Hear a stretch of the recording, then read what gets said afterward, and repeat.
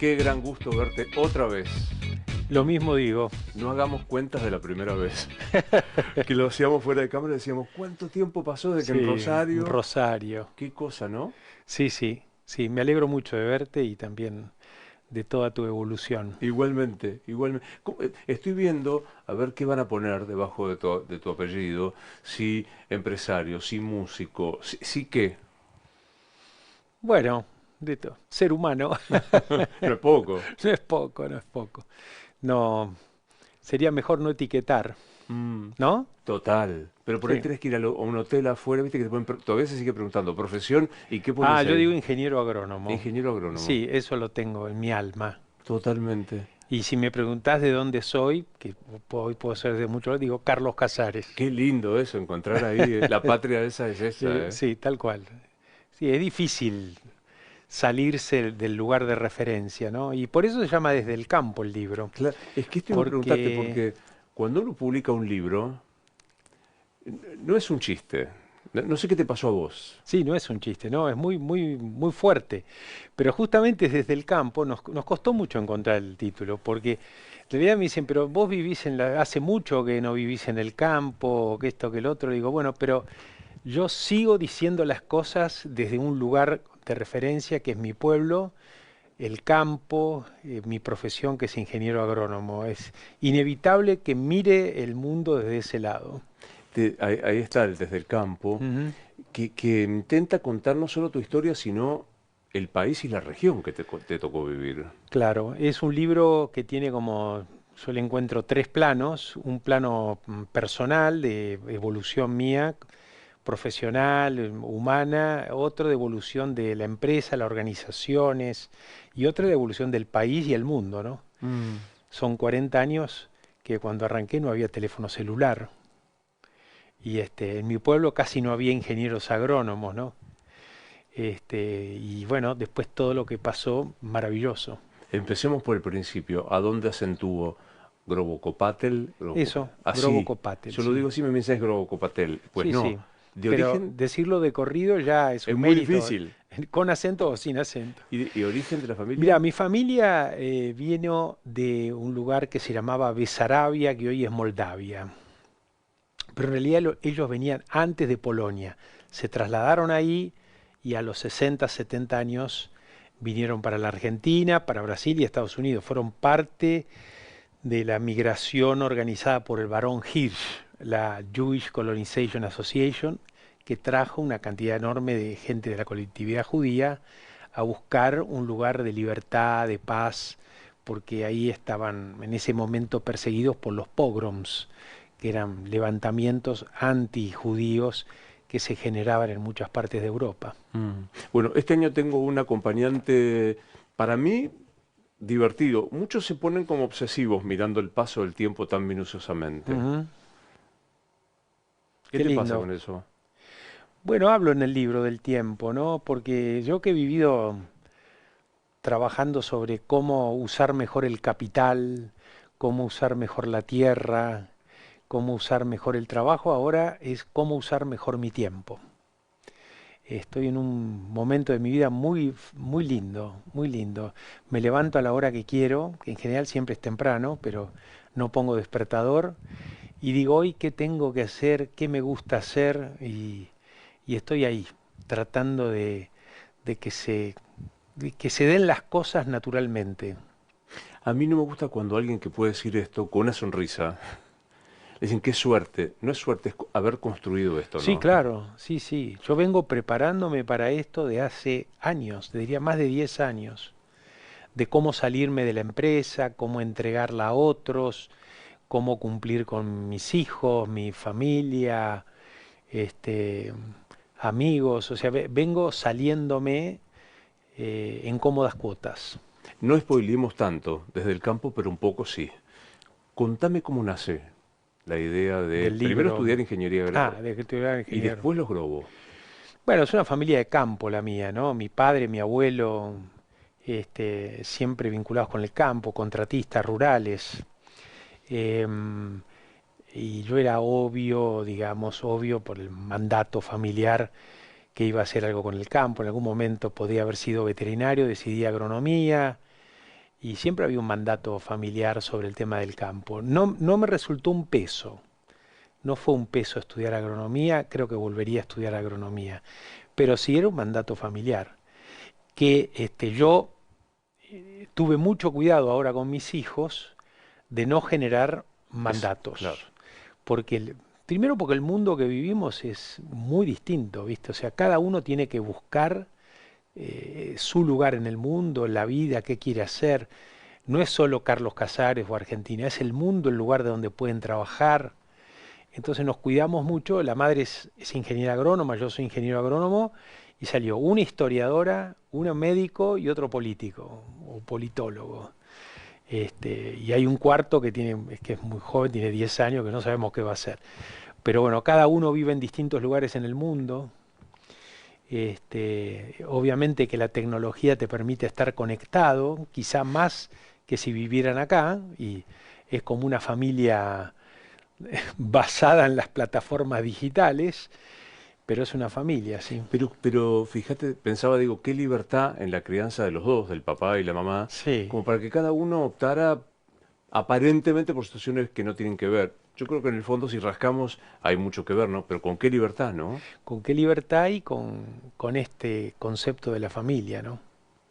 ¿Qué, sin entrar en la política, o sí, si vos querés, digo, ¿cómo lograr entender de denostar al yuyo, a la soja, y no entender la bendición que fue la naturaleza y la tecnología en la Argentina?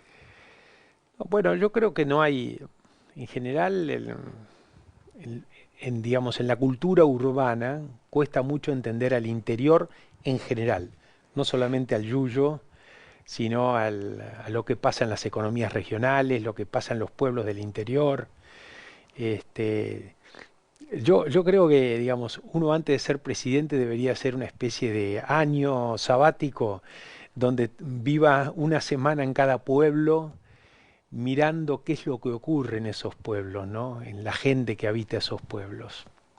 Este, Me parece que hay mucho desconocimiento y la representatividad, que sería las cámaras de diputados o senadores, por alguna razón, una vez que llegan a Buenos Aires, se empiezan a distorsionar. En una época, Labaña, no sé si te acordás, que había un debate público que él dijo, bueno, si los del campo quieren hacer tantas cosas, que armen un partido político. Dijo, ¿no? Yo me había enojado con eso, con Labaña pobre.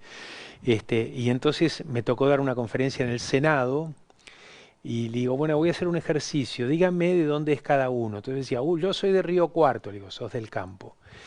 No, yo vengo de, qué sé yo, San Rafael, del campo. Y casi todos venían de pueblos del campo, ¿verdad? Pero algo había sucedido que después se habían desconectado de esa base. Hay hasta incluso una educación, digo, de la más básica, pongámosle bien intencionada, de dividir ciudad y campo. Y de Claro, haber generado, bueno, el campo, bueno, sí, da alguna cosa, pero lo que importa es la ciudad. sí. ¿Qué hoy día seguimos discutiendo? Eso pasó mucho y lo que cada vez se sabe más es que el límite es más difuso. Es decir, hay cosas que suceden en el campo que impactan en la ciudad y cosas de la ciudad y campo. Es más, hay conceptos tipo más de la globalización que hablan de espacios, digamos, del campo y la ciudad que se van entremezclando, ¿no? O sea, ¿qué es Venado Tuerto? Es un Claro. espacio urbano, rural, y si vas qué sé yo, a Sunchales, estoy hablando de ejemplos Que santafesinos conozco muy que bien. conoces muy bien, pero a cualquier lugar ese límite cada vez es más difuso. ¿Cuándo nace la idea, la fantasía de los globos? Bueno, en realidad mi padre y sus hermanos habían generado una empresa, primero con el padre, después ellos, pero después cuando yo termino la facultad, justamente hace 40 años, apareció en mi padre la idea de armar una empresa conmigo, con mi hermana, con las familias, y ya se hizo más difícil conservar el vínculo con el hermano, que tenía hijos mucho más chicos, y entonces decidieron, de alguna manera, cada uno generar su empresa y ahí surge Los Grobos. Mm. O sea que una idea que obviamente fue impulsada por mi padre y bendecida por mi padre, pero que la creamos la familia, ¿no? ¿Y a qué aspiraban cuando la crearon? Fueron cambiando las aspiraciones, ¿viste? Porque nunca nadie planea cosas que después ocurren. Más vale que uno va construyendo en el camino. Primero a tener una familia que habían encarado una empresa, que era una empresa familiar, agricultores, típico de Carlos Casares. Después empezamos cada uno a pensar en la familia, che, y si ponemos una sucursal de tal lado, y si crecemos en esta área, y si crecemos en esta otra. A medida que aparecían las oportunidades, esa empresa familiar se hizo más grande, más amplia. Después tuvimos que incorporar profesionales no familiares. Después salimos de Argentina, Uruguay, Brasil, Paraguay, incorporamos socios, accionistas no familiares. Fuimos cambiando el modelo de negocios de una empresa de producción a una empresa de servicios y después a una empresa industrial porque incorporamos industrias. Eso es muy poco típico en una familia de productores agrícolas, ¿no? En general no ocurre eso. La nuestra es una vocación por ir adelante que es muy marcada y obviamente es mi familia, mis hermanas, mis viejos que facilitaron ese camino, los cuñados, esposa y mucha otra gente que es una especie del ecosistema Los Grobos, ¿no? Digo, en el clímax de la empresa llegaron a contar con qué cantidad de personal. 1.300 personas de empleo directo y unas 5.000 de empleo indirecto. Llegamos a facturar 1.300 millones de dólares, sembrar 500.000 hectáreas, o sea, medio millón de hectáreas, estar en 4 países, negocios en la molinería, en la avicultura, en la industria química, en los servicios. Increíble. Es de una dimensión, pero Increíble. megagaláctica, ¿no? Yo Es digo, una hoy dimensión. 1.300 millones de dólares se arrodillan los funcionarios por tenerlos. O sea, Claro. ustedes facturaban eso. Facturar, ¿no? No ganar. Obvio, no ganar, Porque facturar. Si no, claro. hay colegas tuyos que confunden facturar con ganar. Pero bueno, eso es contabilidad 1 de la escuela, Tal cual. de la escuela. Pero digo, 500.000 hectáreas. Sí, O sea, alquiladas. claro, porque esto iba a decir, Además, no había de propiedad. no había. No, todo alquilado, Este es un todo modelo de ustedes, tercerizado. Ese es un modelo que nosotros llevamos, si querés, a la frontera y la empresa se han hecho 7 casos de estudios en universidades de todo el mundo. Hay 2 en Harvard, una en Texas, una en Wageningen, en Holanda, en Sevilla. Todas trabajan sobre esta cosa de cómo se puede generar producción agrícola sin tener la propiedad de los factores de la producción. Eso sin la propiedad de la tierra, sin la propiedad del trabajo y sin la propiedad del capital. Y todo eso, lo único que había era capacidad de gestión, el conocimiento. Te enfrentaste, bueno, en el libro lo contás, a la desconfianza. Porque Por decían, supuesto. estos tipos, digamos, no son dueños, Sí, no tienen el capital, no están ahí con la sí. cosechadora, Yo estaba mal vestido, con bermudas y zapatillas flecha rotas. ¿verdad? Sí, claro. Eso era medio deshecho. ¿Y cómo Yo vencer? salí el personaje peor vestido de la Argentina en una época de que me llamaban el rey de la soja. Salí el peor vestido de Argentina. Es un mérito después de todo. Le che. gané a Néstor Kirchner. O sea, quedó segundo Néstor y yo quedé primero. En el momento que reinaba, Claro, tenías claro. el cetro Claro, del rey de claro. la soja. Para mí es un orgullo, para todos mis amigos es una vergüenza, pero Pero, digamos, ¿cómo comenzar en nuestro país en donde tener, aunque sea las sí, 30 hectáreas, son mías, tener mi vaca o tener mi soja? un gran desafío en mi vida fue eso, crear confianza. Y obviamente que al principio no, la confianza tarda. La confianza son años de muestras, ¿no? Porque la confianza se gana mostrando. Bueno, demostrame que me vas a pagar, demostrame que vas a cumplir con la palabra, demostrame que lo que me decís es legítimo, genuino. Eso lleva tiempo, lleva mucho tiempo. Y la confianza se destruye rápidamente. ¿En algún momento pensaste se nos va de las manos, esto no vamos a poder? No, pero obviamente hubieron muchas crisis y hubieron salidas a las crisis, pero nunca pensé que se iba de las manos, a pesar de que eh, digamos, doblábamos con las puertas. Porque el error nuestro, creo yo, era ir más rápido que lo que nuestra capacidad financiera nos permitía. Mm. Veíamos las oportunidades y queríamos ir. Entonces después la capacidad, digamos, el soporte financiero nos lo daba conseguir socios. Pero primero el negocio y después el socio. Usualmente se hace primero el socio y después el negocio. Pero bueno, esa es parte de un defecto estructural que tengo, es que soy ansioso. Yo que vengo de una ciudad, pero del campo, porque digo, Rosario, por más que no sea grande, todo Es del esto, campo. nosotros somos el campo, o sea, Sí, entendemos fácil lo sí. que nos pasa con el campo. Yo me acuerdo que había desconfianza porque decía, nos va a hacer perder identidad. Como si el hecho de incorporarte a este proyecto, yo lo he escuchado un montón a esto. Sí, yo creo que eso no ocurrió. O sea, yo lo expliqué muchas veces públicamente y de que no iba a suceder y la realidad es que no sucedió.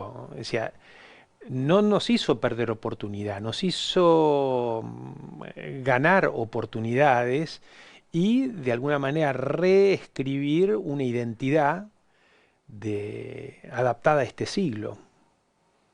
¿Cómo recordás la crisis del campo? Aquella piquete, marcha acá y allá. No, obviamente fue un momento bastante traumático para todos, ¿no? Este,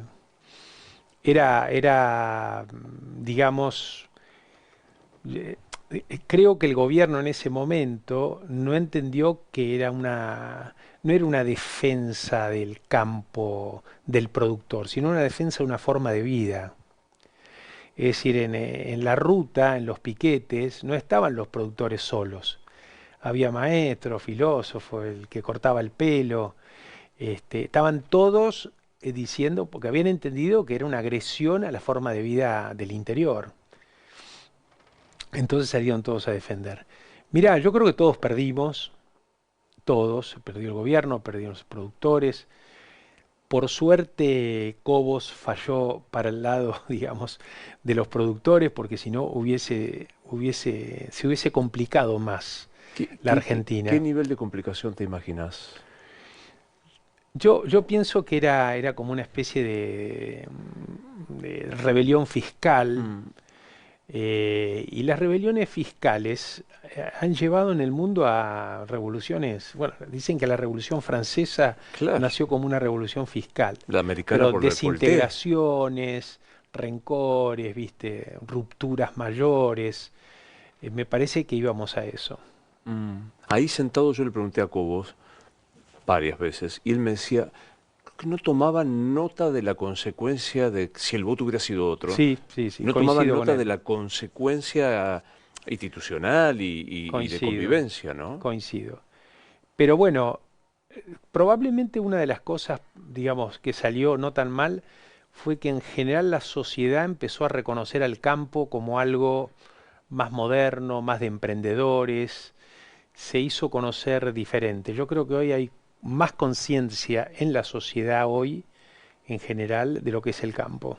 ¿Pudiste con el paso del tiempo hablar con Cristina del tema? No, del tema no. No. La única conversación en algún momento que hubo fue una llamada de Julio Devido, que me llamó para preguntarme contra quién estamos peleando. No sé, porque creo yo que ellos tenían la fantasía de que iban a pelear contra los grandes productores, o sea, yo como cabeza, me iban a poner al frente, me iban a pegar, y no entendieron que en realidad era una agresión a la sociedad del interior, ¿no? Entra por ahí caminando Cristina, ¿qué le dirías de aquello? De aquello, no sé, porque Cristina, digamos, eso fue un error importante, pero cometió tantos errores en la gestión de lo público, aún con cosas que me resultaban simpáticas, ¿no? Yo no soy eh, un antiperonista o, digamos,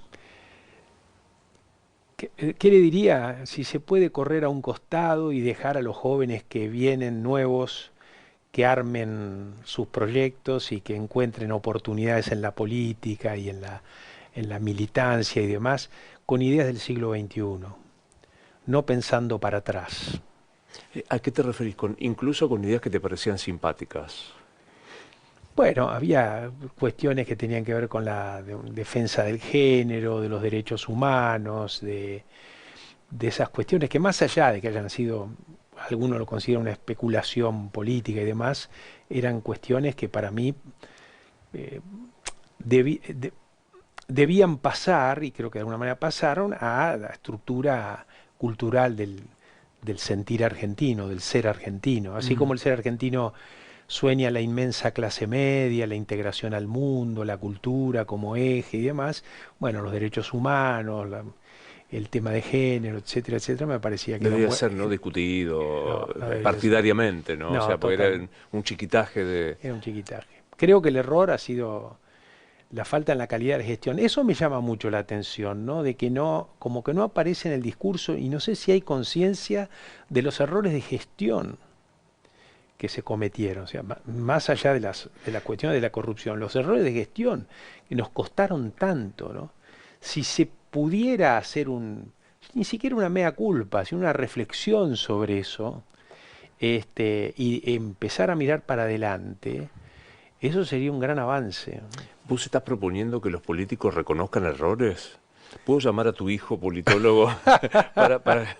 Claro, no Bueno, existe. pero eso es la base de la nueva política para mí. Eso es lo que todos los ciudadanos estamos ardidos, ¿no? Que sentimos como que hay errores que no se reconocen, pero el problema de no reconocerlo no es la especulación, es que si no lo reconoces, si no lo pones como objeto acá para mirarlo, no lo puedes cambiar. Entonces pensamos la política, no sé, viste, como la pensaba Jaureche o como la pensaría, no sé, Scalabrini Ortiz o tantos otros extraordinarios pensadores y gente muy comprometida, pero que son de otro mundo. Mm. Viene un colega tuyo de Dinamarca y te dice, Gustavo, ¿me explica qué es el kirchnerismo? Oh, no, yo creo que es una fuerza dentro del peronismo, que parió dentro del peronismo, con, con una serie de reivindicaciones sobre las cuestiones que tienen que ver con la política global y el tema este de la amenaza del mundo, o sea, que el mundo te amenaza, la tentación de cerrarse un poco y vivir con lo nuestro, y al mismo tiempo con una forma que tenía que ver con la agresión al otro y tratar de encontrar enemigos para crear, digamos, presencia en el debate público. O sea, cuando uno no tiene muchas ideas, en lugar de discutir las ideas, agrede a las personas. Entonces yo creo que era un espacio que no tenía muchas ideas sobre cómo generar desarrollo en la Argentina. Entonces agredís al otro porque eso es lo que pasa a ser parte del discurso, ¿no? No mucho más que eso, con muchos problemas de capacidad de gestión en general, ahí puede haber excepciones, este, con mucho eh, eh, juego en esto de crear amigos y enemigos, al amigo todo, al enemigo nada. Eh, yo creo que generó un daño finalmente, ¿no? La conclusión, el resumen, el balance, yo creo que es negativo. Viene el mismo danés y te dice, ¿y me explica ahora qué es mi ley? Bueno, yo tengo la hipótesis esta de que han habido sucesivas capas de errores y de mala praxis en los últimos 20 años, 30 años, que generan como una costra, digamos, en el tema público, en el Estado, en la cultura, en las ideas, y que mi ley surge de eso, ¿no? O sea, busquemos a alguien que no tiene nada que ver con esto, que no fue responsable de esto, que viene con ideas nuevas, inclusive eh, ¿Salud? con la... Son solo dos, ahí No para. pasan, podés, yo Y estornudo y toso al aire, así que tranquilo. y, y también con esta promesa de que para el futuro, no sé si me interesa, con lo cual es atractivo eso, que no te interese el futuro, seguir.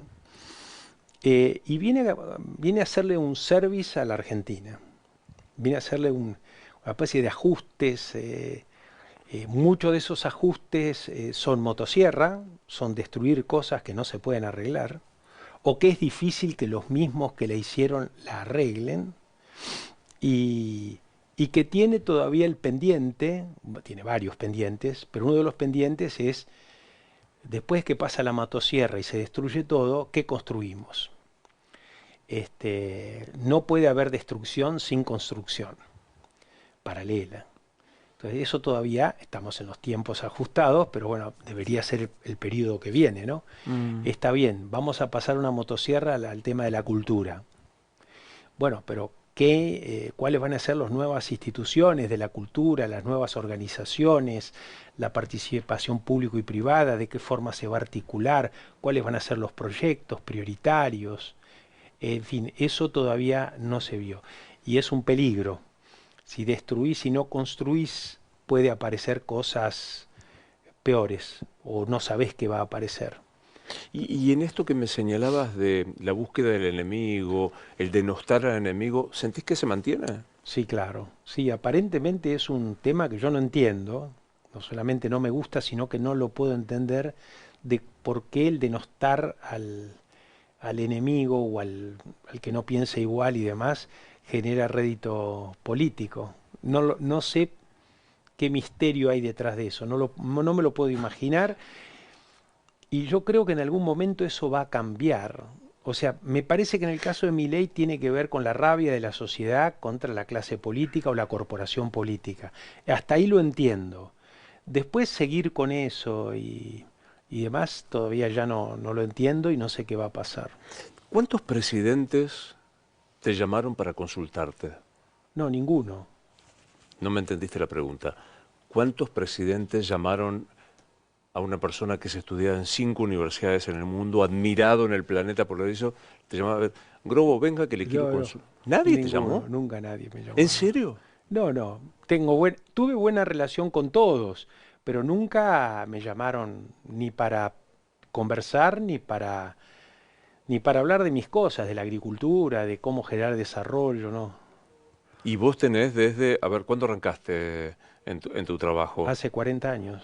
Estamos hablando de después de Alfonsín. Claro, yo con Alfonsín, con la democracia arranqué. Alfonsín no te llamó, No, Menem menos.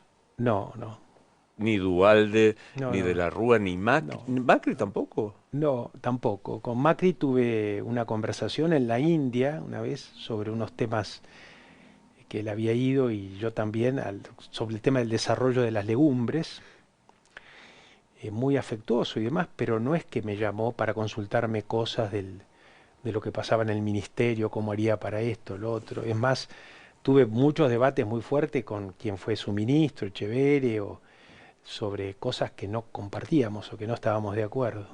Pero yo no lo juzgo eso, ¿eh? O sea, yo creo que a lo mejor yo no tenía que aportar y todos coincidieron en eso, ¿no? No lo digo con falsa humildad, lo digo con que no me importa que me llamen. Hay una cuotita sobre... No, yo creo que sí, digamos. Por el bien de la nación yo no me voy a dedicar a la política y menos voy a ser presidente.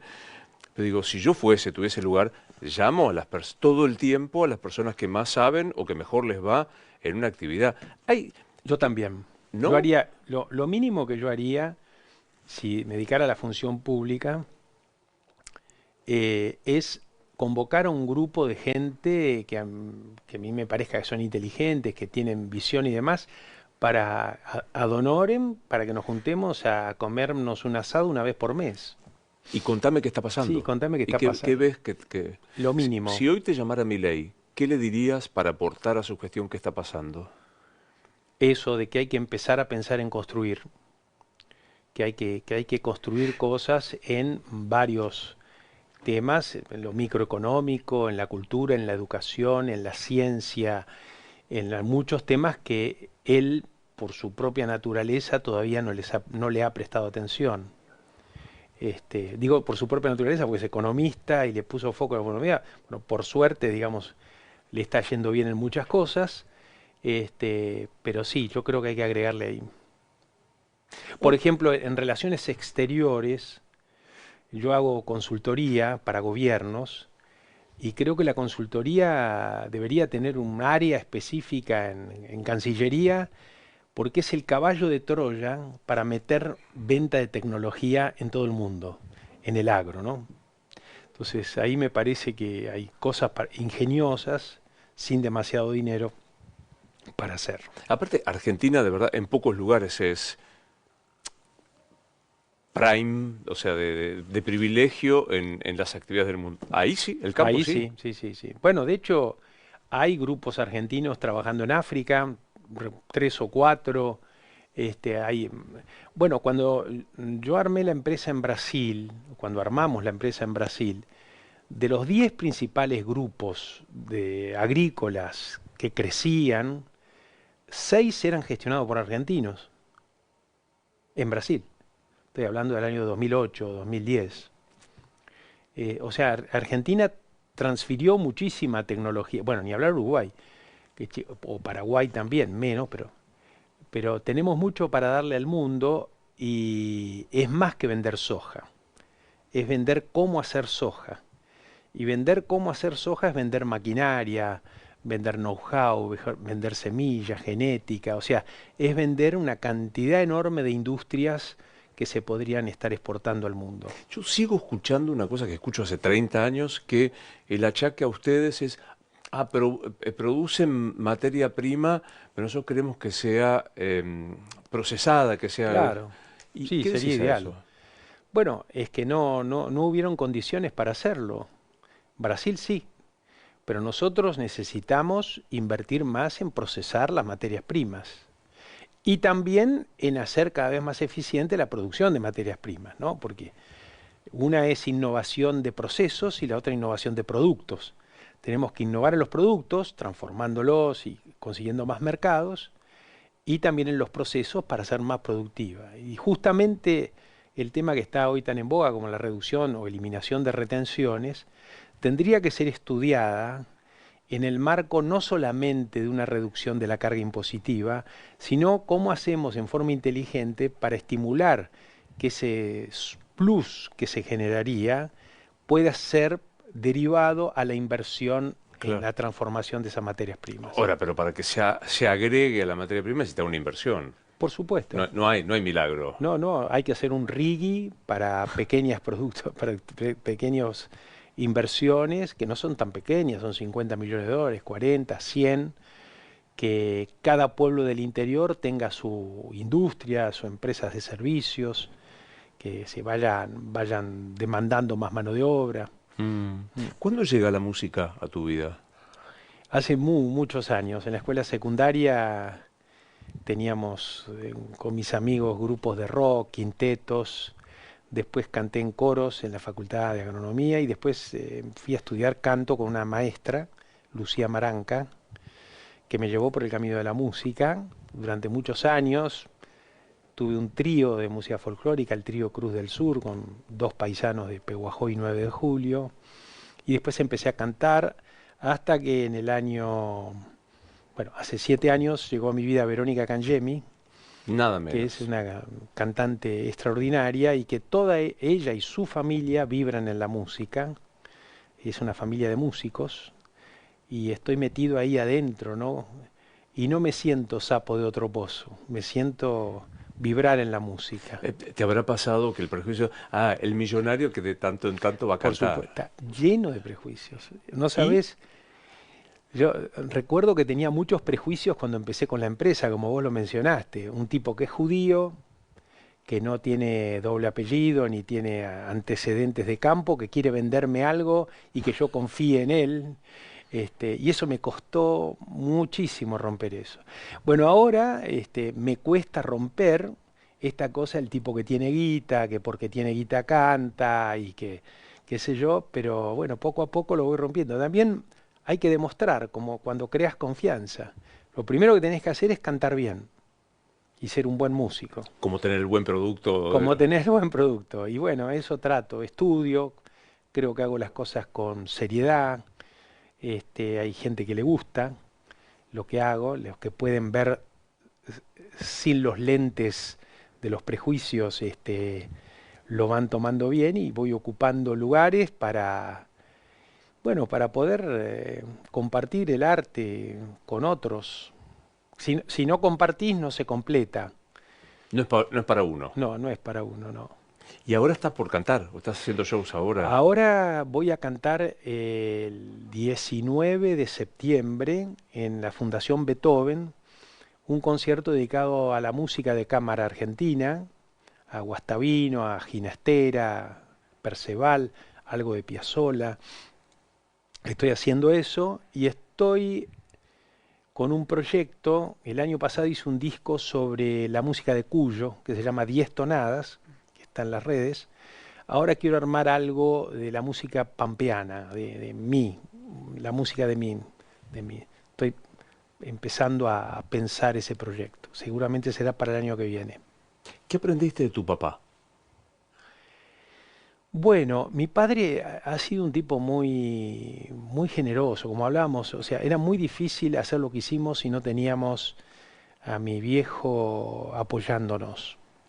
Es decir, el hecho de correrse, ¿no? De saber cuándo correrse, tempranamente, que de alguna manera lo estamos haciendo nosotros también. Todo el mundo me pregunta, che, pero tenés 63 años, que me decís que te retirás y estás con toda la lucidez, que digo, no sé, quiero disfrutar del tiempo joven, no quiero disfrutar del tiempo cuando ya esté viejo, ¿no? Eso me lo enseñó mi viejo. ¿Y de tu mamá? Mamá todo, mamá es todo, mamá es terrible. Y mamá es el amor, es la argamasa, es lo que une, lo que pone paños fríos, pero también potencia. Mi vieja es maravillosa. ¿Es clásica y dice mame? Sí, claro, sí. Sí, sí, clásica. Sí, claro, dijo. Obvio, obvio, obvio. Sí, sí, está pasando un momento de su vida muy particular que se disfruta de otra manera, diría yo, pero se disfruta. No quiero ser indiscreto. No, tiene Alzheimer. Pero bueno, estoy descubriendo a otra madre, o a la misma, pero sin sin las barreras, digamos, propias de la La total racionalidad. corrección, Sí, sí. ¿Sabes que es la primera vez que escucho a alguien que habla de su mamá, que tiene Alzheimer, con una sonrisa Sí, y diciendo, es otra madre, sí, otra sí. oportunidad que la Sí, vida la me da? estoy descubriendo, es otra madre. La gente que la conocen dice, no, es la misma, solo que ahora se muestra como es. A lo mejor, ¿no? Sin Sin, ningún freno sí, inhibitorio de... inhibitorio, no, es maravilloso. Entra por ahí tu vieja, ¿qué le decís? Te amo, o como le digo, pero ella sabe que no es verdad, le digo, sos la única mujer de mi vida. Y me mira como diciendo, A mí a mí no. no, a mí no, conmigo no. ¿Y para qué sirve la plata, Gustavo?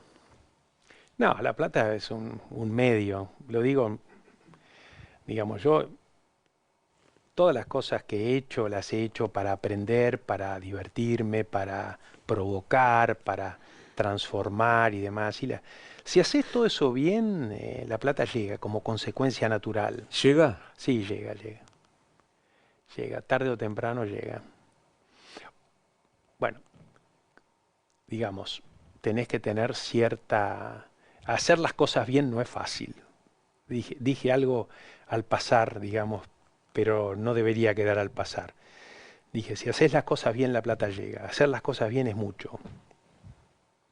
Ahonda un poquito en eso. ¿Qué es hacer las cosas bien? Es tener un modelo de negocios, tener un plan de trabajo, tener capacidad de trabajar en equipo con otros, vincularte con tus clientes, escucharlos, con tus proveedores, construir juntos, buscar cómo, en fin, mercados. Si sos empresario, si sos músico, es parecido. Es tener un buen producto, algo que llegue. En el caso del arte tiene que emocionar o tiene que sorprender. Mi maestra decía que el arte tenía que lograr sorprender y o emocionarte, ¿no? Si lo haces bien, si es legítimo, si sos verdadero. Eh, bueno, eso es un éxito. En el caso del arte, el tema económico es más difícil, pero la satisfacción por ahí es mucho mayor. Estoy pensando que en los dos ámbitos hay algo, viste que los escritores le dicen a la inspiración, ¿no? Y García Márquez Sí, decía 10% de inspiración, es 90% de laburo, de sí, trabajo, de tenacidad. Hay un poco de eso en todo. La tenacidad en es... todo eso. Sí, yo creo que la inspiración llega más rápido cuanto más trabajaste, ¿no? O sea, no es una cosa o la otra, sino que el trabajo, ¿no? La dedicación, la profundización generan una plataforma mucho más adecuada para que te Mm. inspires. Y después viene una inspiración con mayor o menor frecuencia, pero que tiene que ver con eso. Más frecuente es cuanto más trabajaste antes. El adagio, ¿no? Que la inspiración te encuentre trabajando. Claro, O sea, sí. que estés O por ahí. la suerte es estar preparado para aprovechar las oportunidades, sí. Mm. ¿Sabés exactamente el día que dijiste, es hasta acá, cedo? No, no, porque no hay un día, no, vas de a poco. Nosotros determinábamos con mis hermanas que queríamos cada uno tener con libertad y ir saliendo de la empresa, lo hicimos de a poco eso, después me di cuenta también que no quería tener tareas ejecutivas, después me di cuenta que prefería hacer música o consultoría, que sea otra actividad que hago. Entonces vas de a poco hasta que llega un libro.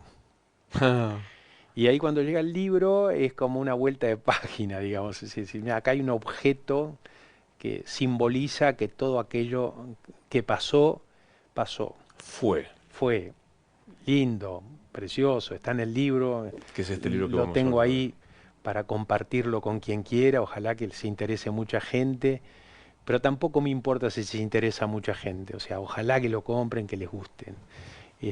Es ahí. Debe ser todo un vértigo para vos que trabajaste en la competencia, en el resultado y demás, saber esto que estás diciendo, que un libro no es la cantidad de ejemplares que se venden, No, es otra, no, otra dimensión, yo ¿no? tenía cierta relación con Sebrelli que siempre me decía, no, no, si yo vendo cualquier cantidad de libros, pero nadie los lee.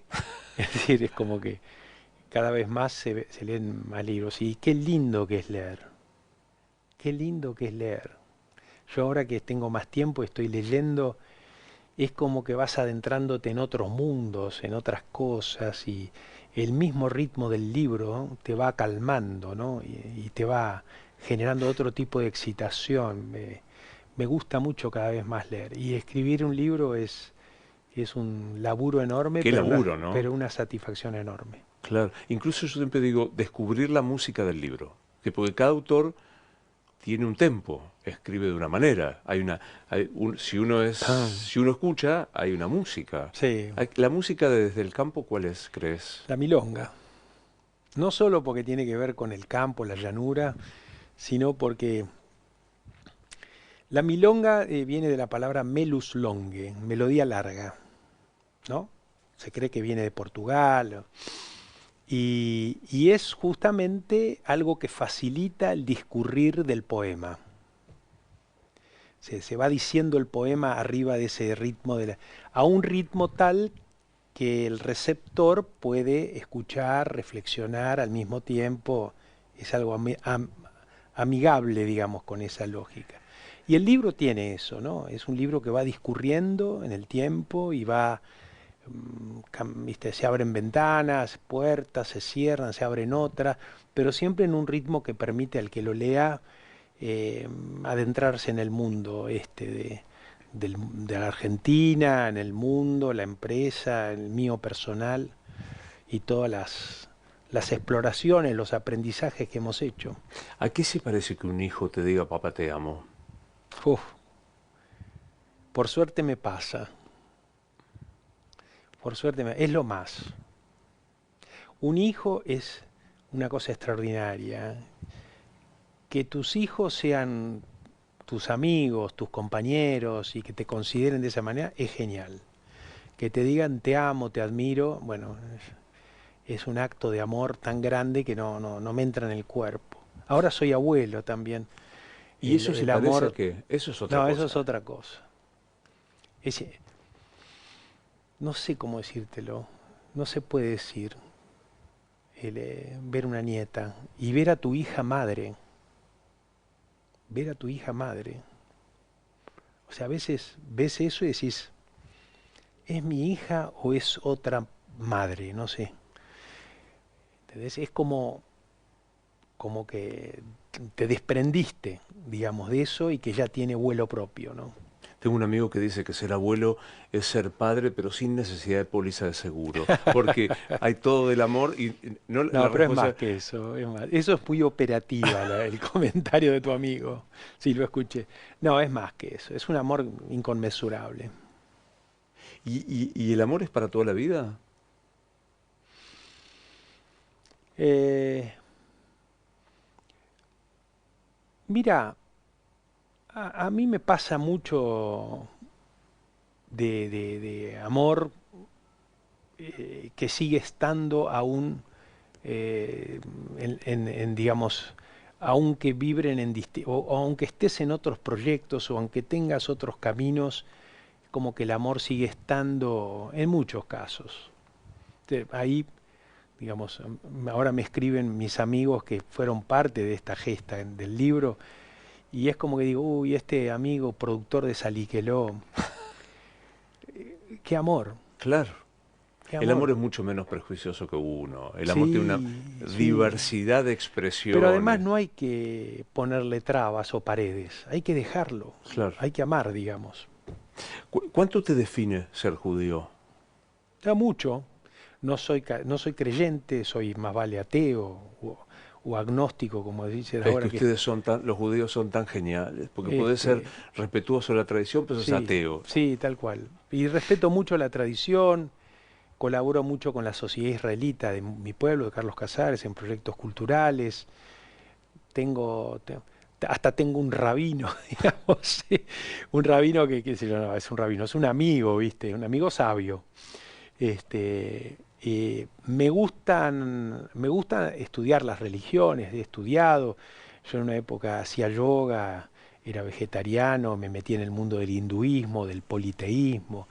Me interesa el politeísmo, pero también he hecho peregrinaciones a Tierra Santa con el grupo del diálogo interreligioso. Eh, en África me gusta mucho esta cosa de los objetos, ¿no? Me interesa eso, me interesa eso. Soy junguiano, digamos. ¿Cuánto de preocupación te genera, condiciono la pregunta, el antisemitismo a nivel global y creo que también en la Argentina? Mira, es una pregunta muy interesante. Hasta los hechos de Hamas en Israel tenía como muy claro de que la inclusión era parte, digamos, del proyecto de la paz y del desarrollo de comunidades que coexistían y que se podía generar algo distinto, digamos, algo único y que había que hablar de eso. Obviamente con la liviandad de alguien que no vive en Israel.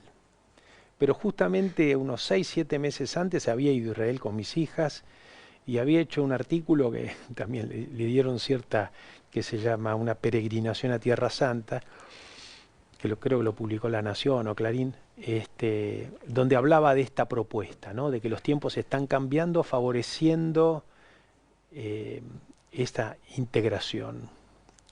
Después de esos hechos me choquearon, porque me di cuenta que en realidad estábamos conversando con alguien que te quería destruir de cualquier manera y que siempre iba a ser así y que era muy difícil cambiar. Con lo cual quedé convulsionado con este tema. El 7 de octubre es un antes y un Es un después. antes y un después.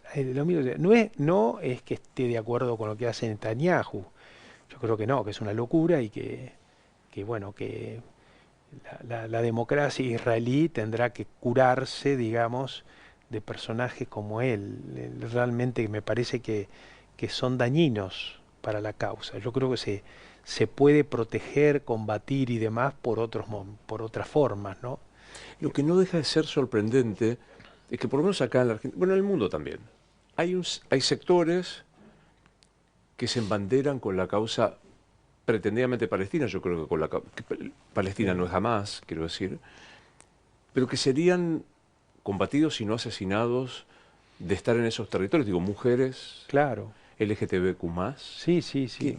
¿Cómo? ¿Le encontrás alguna No, explicación? no, no. Esa es una distorsión que está vinculada con ciertos prejuicios, ideologías que no ven la realidad. No Mm. ven la realidad. Porque más allá de todo esto, Israel es una democracia. Sin duda. Y Después es discutamos sí, la los articulación, personas, qué pasa con eso, los ¿no? personajes de eso, pero digamos, es una democracia de Ben Gurión, de qué sé yo, la democracia de tantos líderes iluminados, ¿viste? Eh, es un país que, bueno, que defiende los valores de Occidente, más allá de que hay valores que nos gusten o no nos gusten, son los nuestros, con lo cual es difícil calificar. Ahora,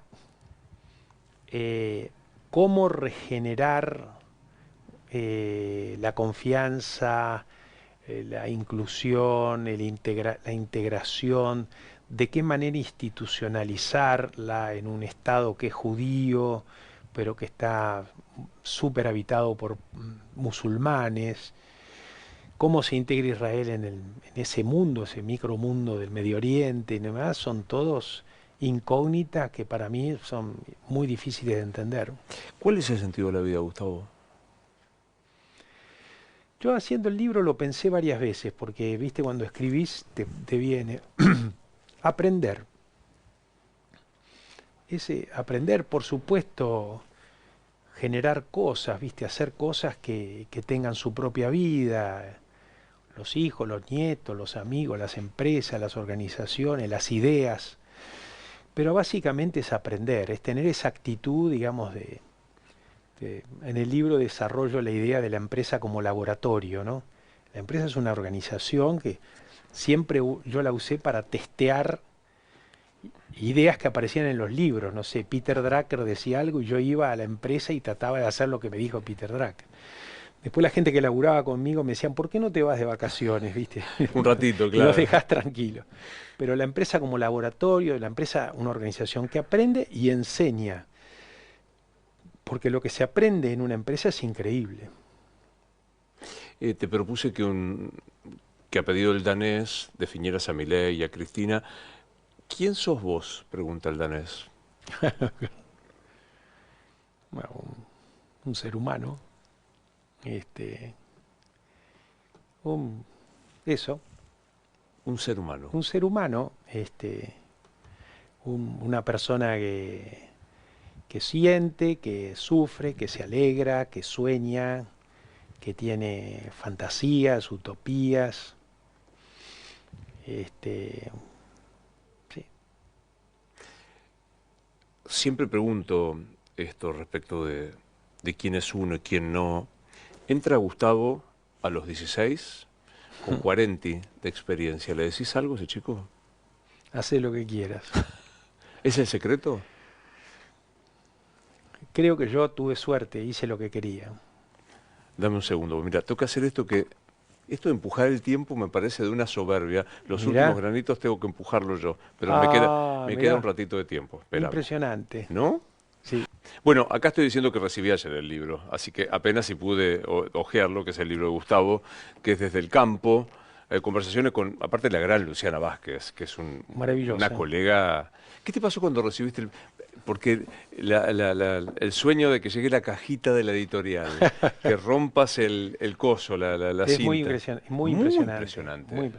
Y lo más impresionante es ir a una librería y ver que está tu libro ahí. Y vas, y lo haces, ¿eh? Sí, Secretamente todos lo sí, hacemos. que nadie se entere, pero me encanta. Entro a las librerías, y en general están muy bien expuestos, porque Sudamericana es una gran editorial, pero a veces no está bien expuesto.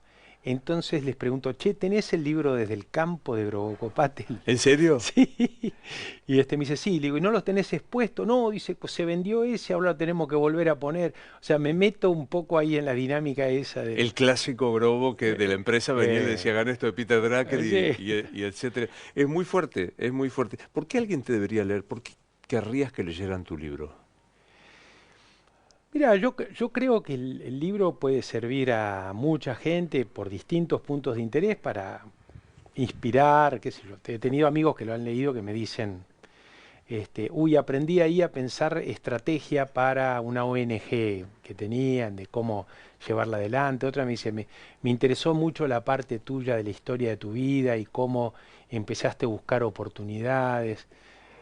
Otros dicen, ¿cuántas ideas sobre qué hay que hacer en Argentina? Creo que cada uno le va a encontrar algo, le debería encontrar algo. Aparte desde el campo, ¿qué lees?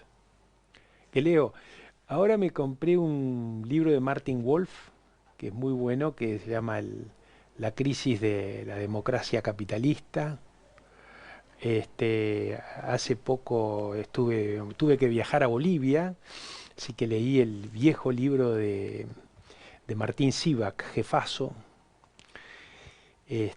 Bueno, leo de todo. De todo un poco. Sí, Bueno, termino siempre con un cuestionario que fui robando a James Lipton, que hacía desde el Actor Estudio entrevistas, a Bernard Pivot, que hacía Ex Libris, un gran programa francés, y a Proust, así que ya prescripta. Me parece que los robos. ¿Cuál es tu palabra favorita? esperanza, La que menos te gusta.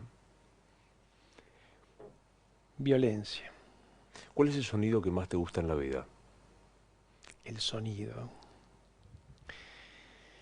Y es la música, Strauss, ¿Cuál es el sonido que menos te gusta en la vida? eh, el sonido, la cuarta aumentada, que es la sirena de la policía. ¿Cuál es tu insulto favorito?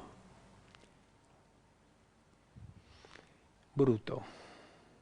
Si Dios existe, ya sé que sos agnóstico o ateo, si Dios existe, ¿existe Dios? Yo creo que no, pero bueno, pero creo que hay otras cosas que le podés llamar Dios, Mm.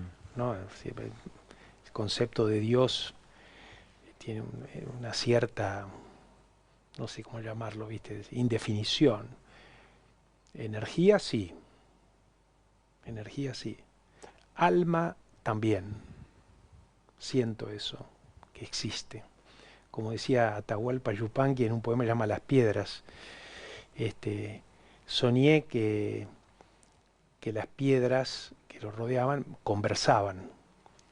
Dice, voces no he sentido nunca, pero el alma no me falla. Qué lindo. Eso es, el alma no me falla. Bueno, juguemos a la caricatura de lo que nos enseñaban, el dios barbudo, ¿qué? Llegás allá dentro de mucho tiempo, ¿y qué te va a decir? Dios a mí,